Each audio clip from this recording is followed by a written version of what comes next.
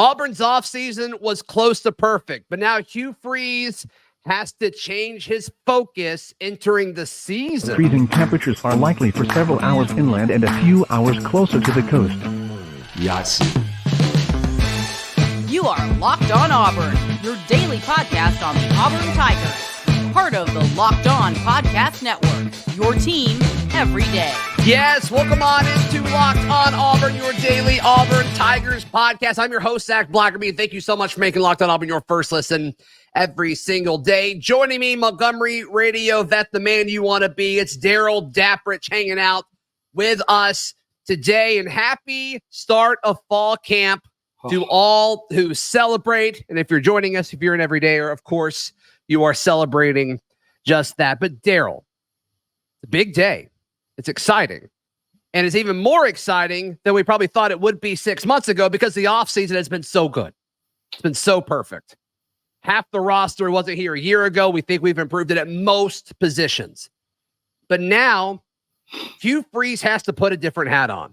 He no longer has to focus 100% of his time on talent acquisition. He now gets to coach again. And we saw this version of course, in spring. But now it matters so much more because the full roster is now in play. So now it's on Hugh Freeze he's built the roster. Now he has to build these individual players over the next few weeks.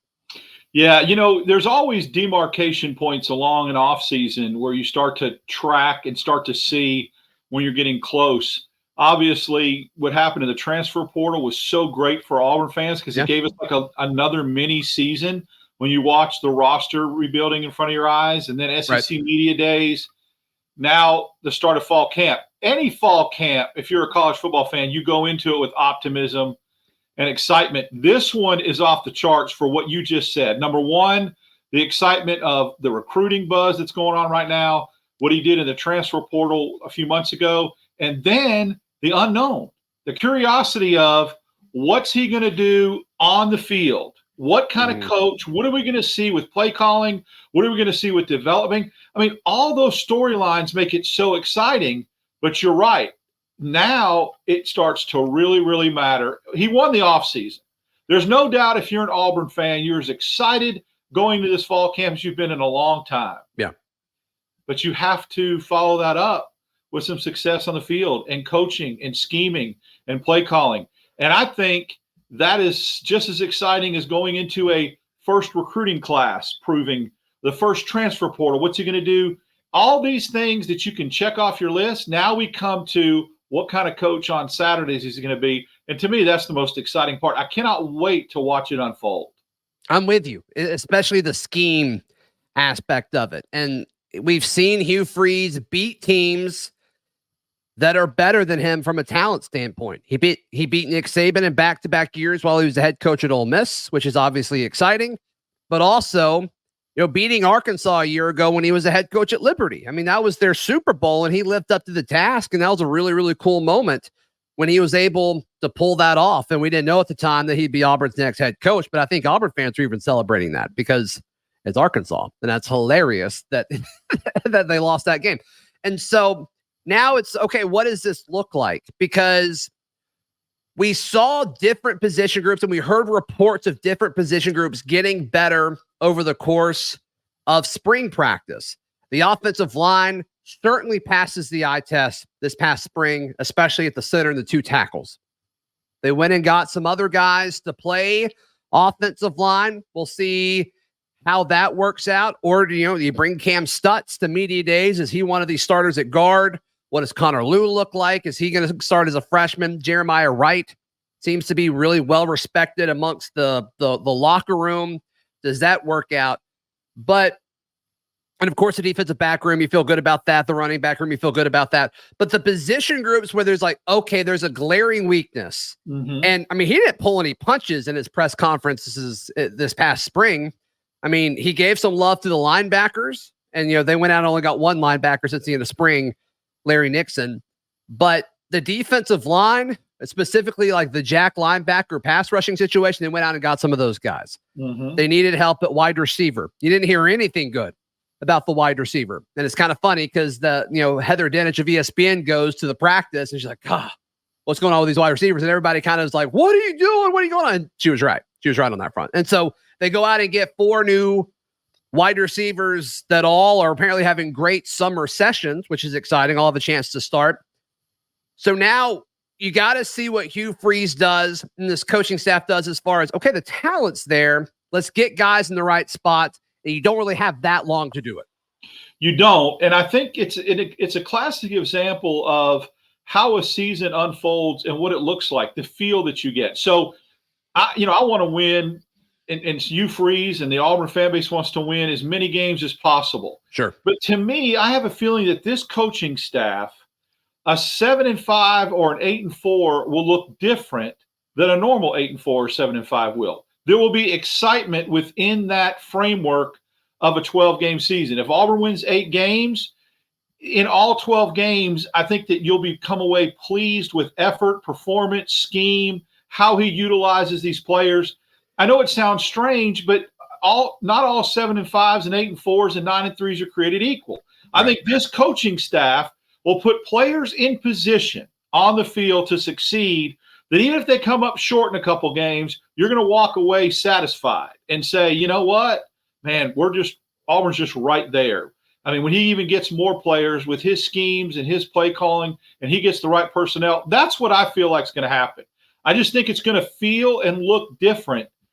Even if you get outmatched by a Georgia or an LSU or someone like that, I don't think you're going to walk away from that embarrassed or humiliated or head hung low. Yeah. He's going to put players in positions to make plays. And throughout the framework and course of a particular game, Auburn fans are going to have a lot to cheer about, which I think will translate into more wins, and it'll look different. At the end of the year, you'll go, that was a great season. That was an exciting season. And you'll have highlights and plays that you can really get excited about, which builds for excitement in the future. That's what I think, and I don't care what position group it is. I think every position group was addressed now. Some you didn't have to. It was already elite. It was already stellar. Some you had to go out and get some players. I can't think of an area of a position group that on paper he didn't go out and address and get better. That is saying a ton. That is very difficult to do. Yeah, I mean, defensive back, but did we need that?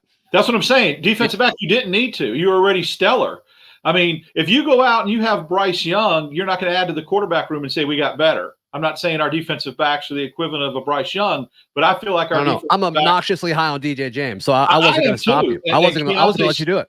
I love Keontae Scott. I mean, I just am. I just think that he is going to really have a good year. I love the kid. So yeah, I think Auburn's defensive backfield's top 3 in the conference, and because of that, you didn't have to do much to address that. And they probably did with safety or whatever. We'll see how that plays out. They pursued a few safeties. It just didn't really work. So, right. Yeah. Yep. The timing of the schedule, I feel like at the start of the offseason, I liked how Auburn's schedule worked out. I don't like it now, really. And it's not even because for some reason we're acting like Cal's going to be a significantly tougher game than it probably is. It's tough because you're going on the road, cross country. You're going to have a lot of questions about your roster. Like, I get that. Cal's got a bunch of transfers too. And we'll talk about them later in the process of the offseason. But after you return home to play Samford, you go to College Station, you host Georgia, you go to LSU, and you host Ole Miss. Like, that's tough. That's really, really hard stretch. And so if you don't figure out all these things, like where this new talent's going to go, then all of a sudden it's like, how are you going to figure out where all of these pieces fit and execute at a high level? I don't know. I don't know the answer to that question. So we will see. Are there holes in Auburn's class? It's very good in 2024, but are there holes in the class? We discuss in just a moment right here on Locked On Auburn. Today's show brought to you by our friends at LinkedIn Jobs. These days, every new potential hire could feel like a high-stakes wager for your small business, and you want to be 100% certain that you have access to the best qualified candidates available. That's why you have to check out LinkedIn Jobs. LinkedIn Jobs helps you find the right people for your team faster and for free. lot of folks need better jobs right now, and they are looking. Odds are, if you want to find somebody better for your company, they've already got a job. So you need to head over to LinkedIn Jobs because that's where employed people are going to look for jobs. LinkedIn Jobs helps you find the qualified candidates you want to talk to faster. Post your job for free at linkedin.com/lockedoncollege.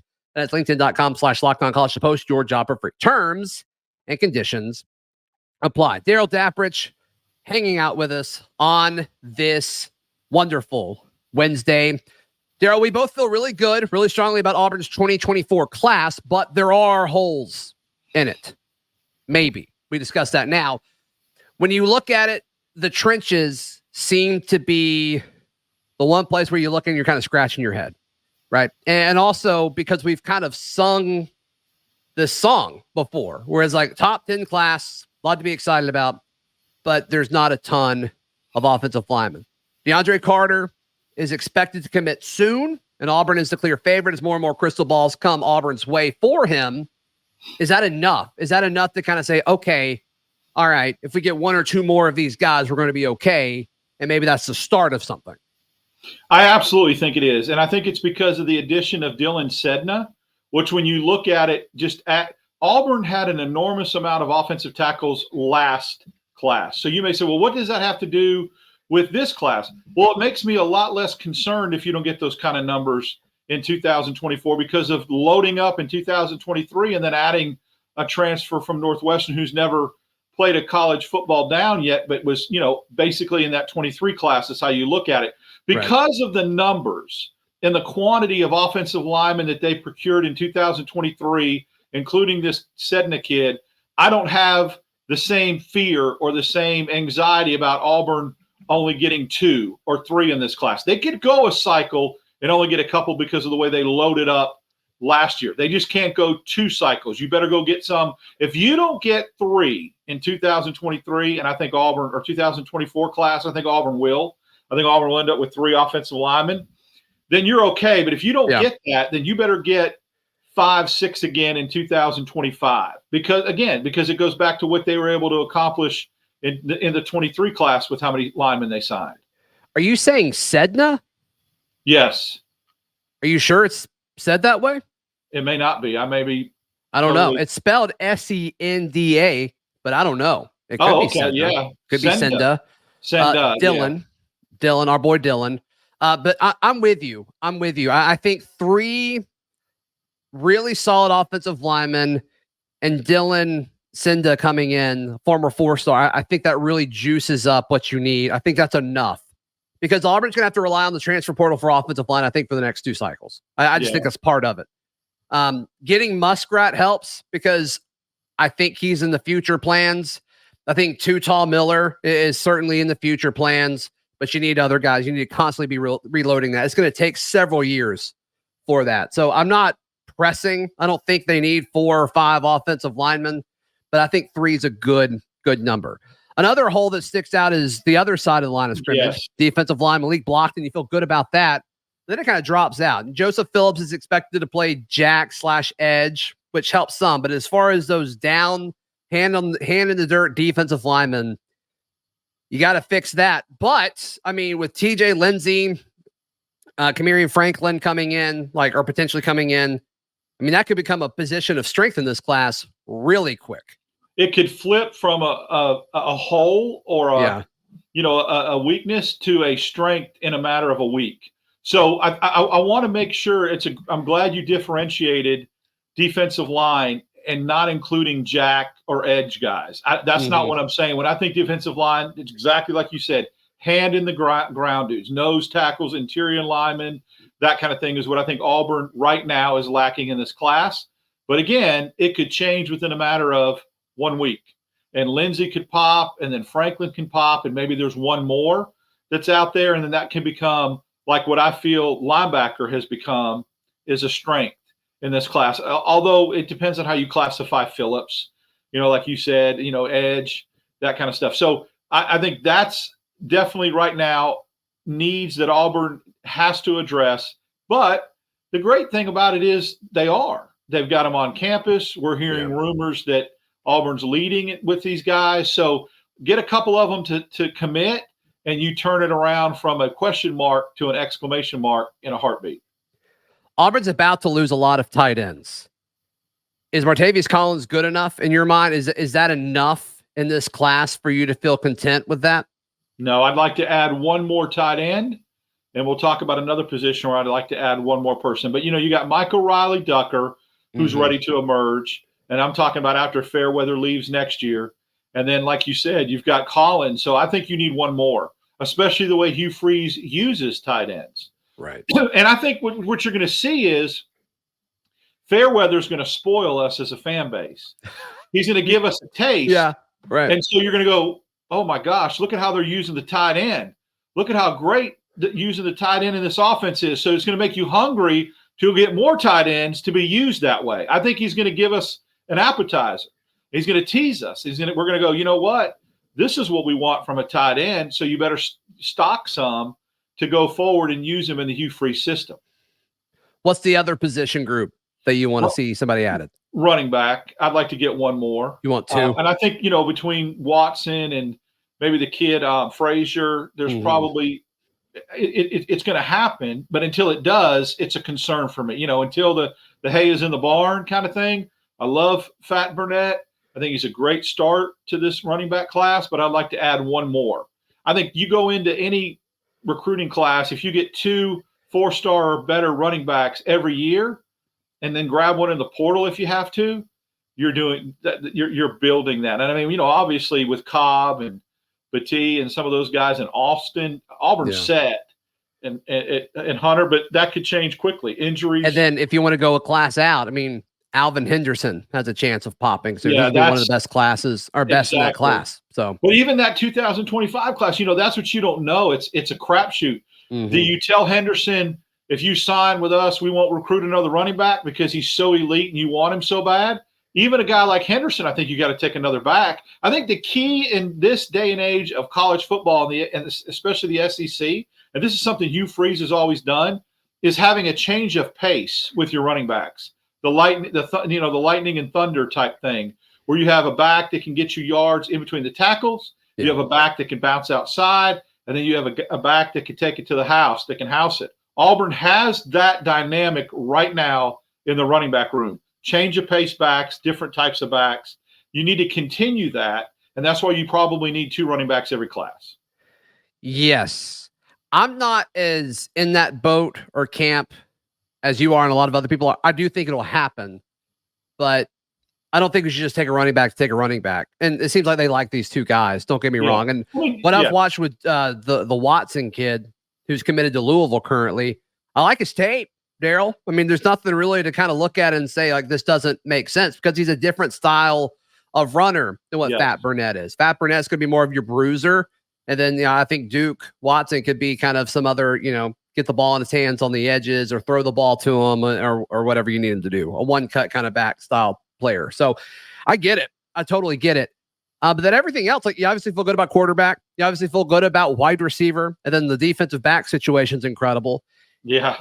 To me, it's just, can you get 2 more offensive linemen? Can you get those 2 big body defensive linemen?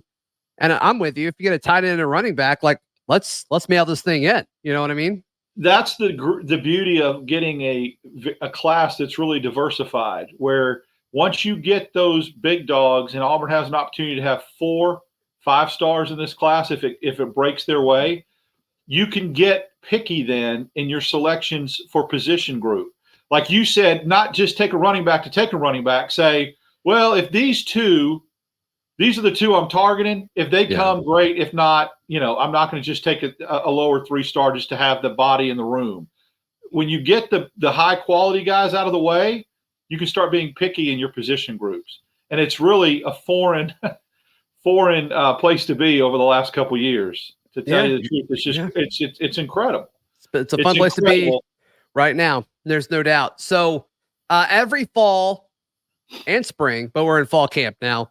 There's I call them fall flings, where these guys, there are reports out of camp that they're absolutely killing it, and then nothing happens once they hit the season.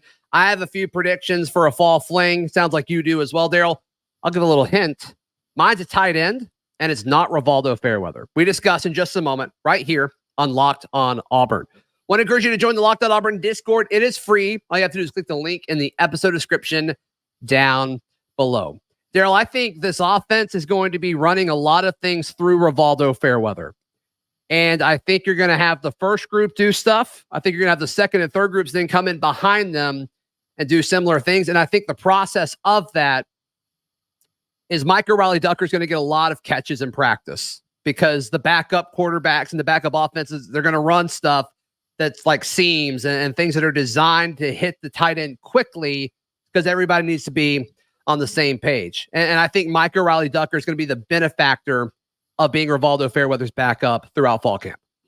It's a great pick. He's very similar physical attributes Totally. to Fairweather. I mean, he's athletic. I look at that. He's a guy that looks like a big-bodied wide receiver, but he's a tight end. And what he'll do is run those hash routes or those seam routes up the middle. And we'll see Fairweather make a living off of that. It's going to be beautiful to watch. I think you'll see Riley-Ducker coming behind Fairweather on the second team running those same type of routes where you go in the middle of the field, get up the seam, you get 20, 25 yards, and it's going to be one of those situations where they look so similar. And they'll run the same type of patterns because of the similar attributes where you may not do that with another tight end. You may throw them in the flat or get them outside a little bit more and not go up the seam. So, and then I think, in the end zone, goal line, I'm still really excited about seeing what happens if Auburn's inside the 10 and, how they use a big body tight end to seal people and put their big bodies to the back of the goal line and seal people. They can't get through them to the ball. It'll be really special to watch, but I like that's a good pick with Riley-Ducker. All right, you give me a fall fling that's happening right now. Caleb Burton. I think he's going to show out his speed. Ohio State wide receiver transfer. Ohio State transfer wide receiver Caleb Burton. I think he's going to turn some heads and have a little fall fling action, like you said. That's pretty great term there.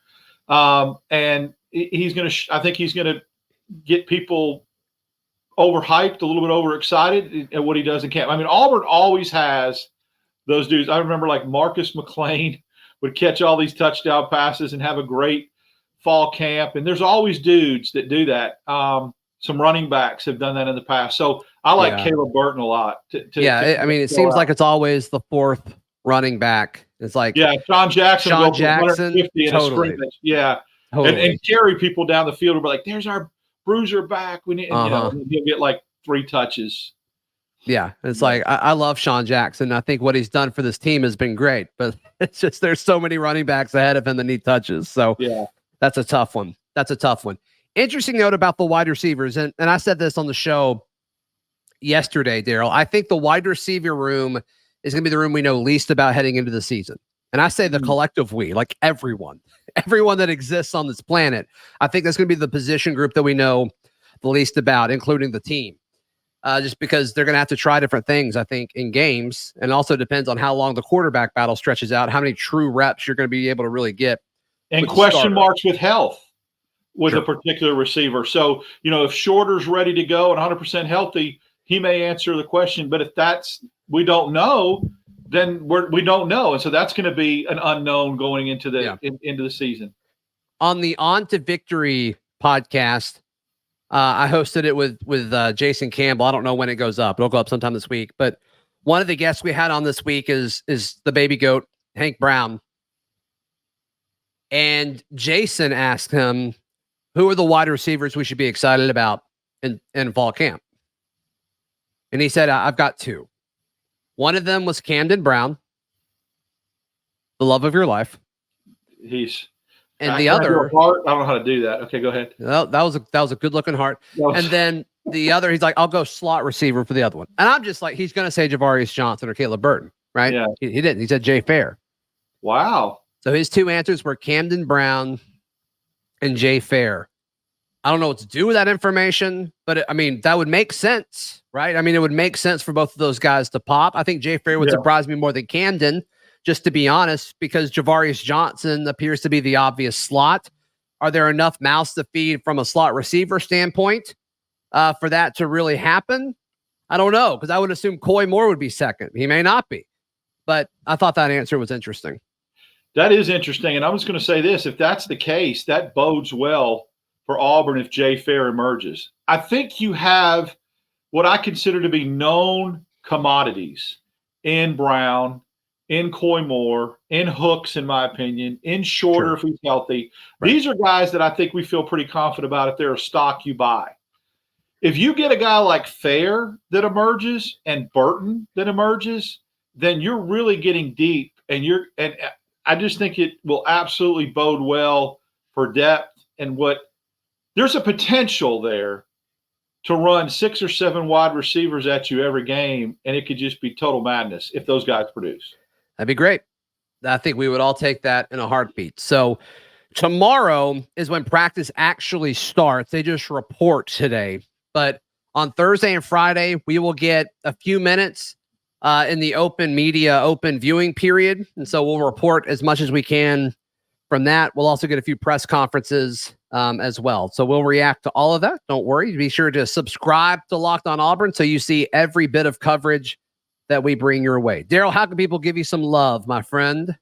Follow me on Twitter, DAP6410. I'll follow you back. We can interact. And then in the Discord, I'm always in the Locked On Auburn Discord. Love interacting with the Locked On Auburn brethren there. That's right. You can find all of my stuff on socials at Zac Blackerby and all my written work at auburndaily.com. Until tomorrow, we'll see you. This has been Locked On Auburn.